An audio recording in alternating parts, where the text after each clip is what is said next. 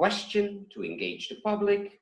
Next, to tell at the end of the opening that she was going to look for 2 recommendations to give us, spell them out, the 2, and end off on an optimistic note with a song.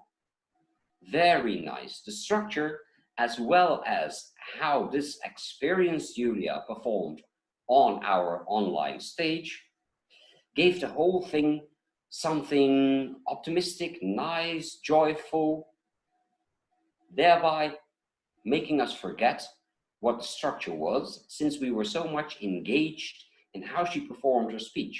That means her gestures were very apt. The visual aids that she used were quite well chosen. A couple of slides, specifically on online meetings. This might be difficult. How quickly do you get rid again of your slides? It should be you who is the Elysian one and not the slides. First point as the recommendation was, think up the worst case scenario. And the second one was the problem solving solution approach. For the worst case scenario, to my feeling, it was a bit of a thin example, worrying about your speech, but it certainly has a ring with Toastmasters, and therefore that part was okay, as well as the problem solving solution approach.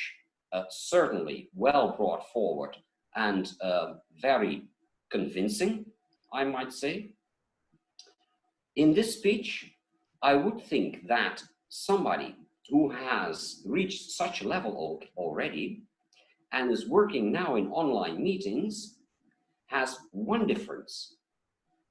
In our live meetings, we would have been completely enthralled by the whole performance, but in this online Zoom meeting, whereas Yulia, in my feeling, was all the time looking at the screen quite okay, her eyes went left, right, stayed more or less on screen, but never were focusing on the camera. For instance, Paulina, who was presenting the table topic session, very much focused on the camera and looked straight into your eyes, your eyes, your eyes, and my eyes.